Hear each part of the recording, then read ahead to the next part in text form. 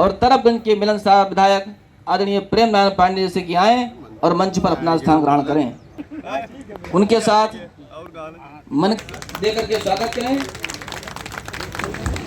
और क्या हाल चाल है भाई आप सबका? ठीक है।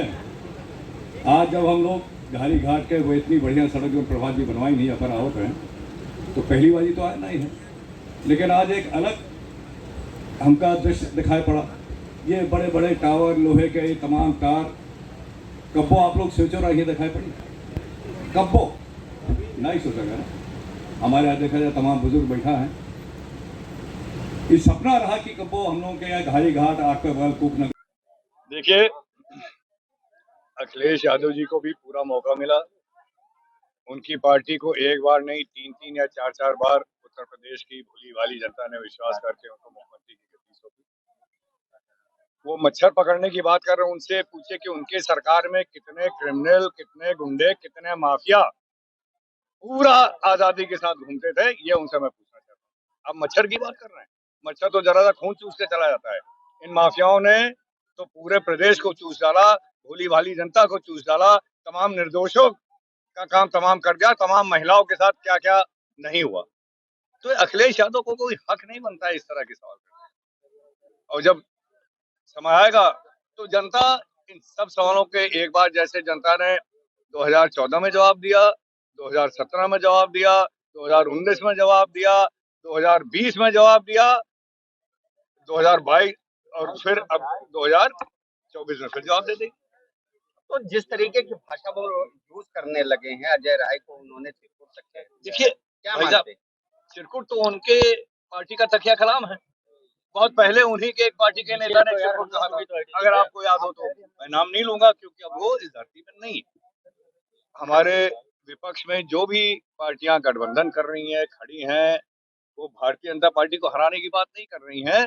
वो अपना अपना स्वार्थ उनको कैसे फिर मिले, कैसे इस देश में राज करें, इस देश की गरीब जनता को कैसे लूटें। जिस तरह से तमाम जन कल्याणकारी योजना आज किस देश में चल रही है, ये वही देश है, वही पैसा है जनता का। मैं उनसे पूछना चाहता हूँ कि उनका कार्यकाल में पैसा कहाँ था? उनके कार्यकाल में क्यों नहीं गरीबों का आवास बनना था, शौचालय बनना था, हमारे किसानों को किसान सम्मान निधि मिल रही थी, इलाज हो रहा था, सड़कें क्यों नहीं बन रही थी, बिजली घर क्यों नहीं बन रहे थे, बिजली क्यों नहीं आ रही थी, अनाज क्यों नहीं मिल रहा था? ये तो हम उनसे पूछना चाहते हैं। वही देश है, वही लोग हैं, वही बजट है, वही पैसा है। हम ही लोग टैक्स देते हैं, हमारे ये छोटे छोटे किसान, हमारे छोटे छोटे व्यवसायी, दुकानदार, ये हम लोगों के जेब का पैसा जो इन लोगों के पास जाता था, क्या किया उन लोगों ने?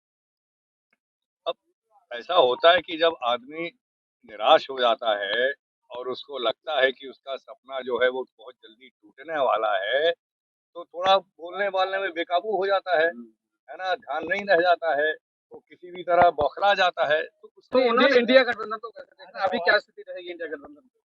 देखिए, इंडिया गठबंधन आप देखिएगा, आप एक बात पे ध्यान दीजिए, जितनी पार्टी इस इंडिया गठबंधन में है वो सब कांग्रेस से टूट टूट के अलग हुई। ये सब क्षेत्रीय पार्टी है, स्टेट लेवल की पार्टी है। इन सब सारी पार्टियों ने जब जब चुनाव हुए हैं तो कांग्रेस का भरपूर विरोध किया है, क्योंकि इनकी आइडेंटिटी, इनका जीवित रहना तभी संभव है जब कांग्रेस खत्म हो। कांग्रेस के साथ रह के इनका अस्तित्व बचेगा ही नहीं, और ये बात वो भी अच्छी तरह जानते हैं। चाहे ममता जी हो, चाहे बिहार की बात कर लीजिए, चाहे उत्तर प्रदेश की बात कर लीजिए, आप साउथ इंडिया की बात कर लीजिए, तो इतिहास है। कोई मैं अपने मन की बात थोड़ी कर रहा हूँ। हर राजनीतिक पार्टी जब चुनाव आएगा तो लंबे लंबे अपने सपने दिखाएंगे, लंबी लंबी वादे करेंगे, लेकिन जब जनता ने एक बार नहीं, दो बार नहीं, 3-3, 4-4 बार मौका दिया, उसके बाद भी ये तो जनता ने फैसला किया है कि समाजवादी पार्टी की सरकार ना बने, बसपा की सरकार ना बने। मेरा अकेले का फैसला तो था नहीं। देखिए, ये मैं पार्टी का एक छोटा कार्यकर्ता हूँ और मैं अपने क्षेत्र में जनता का सेवक हूँ। ये बड़ी बड़ी राजनीति के बारे में मुझे नहीं पता निजी है। तौर पर आपको क्या लगता है, क्योंकि आप उनके कई बार से देखिए, निजी तौर पे मुझे ये लगता है कि बहुत जल्दी ही भारतीय जनता पार्टी के अलावा कोई पार्टी बचेगी नहीं इस देश में। अगर वो लोग वाकई इस देश को बढ़ाने की बात करना चाहते हैं, दिल में तमन्ना रखते हैं कि हमारा देश आगे बढ़े, हमारा समाज आगे बढ़े, तो सबको भारतीय जनता पार्टी में आ जाना चाहिए। बात यह है कि एक जो हम लोगों के समाज में जो कुटीर उद्योग थे, जिसकी बात गांधी जी भी करते थे, है ना, जो छोटे छोटे कुम्हार हैं और लोग हैं, हर चीज पे बुनकर हैं, तमाम लोग हैं। अब आज देखिए माननीय प्रधानमंत्री जी की एक बहुत बड़ी एक योजना है, वो सफल हो रही है कि हर ब्लॉक पर स्वयं सहायता समूह महिलाओं का गठन किया जा रहा है। अब वो महिलाएं क्या बनाती हैं, आपने कभी देखा है?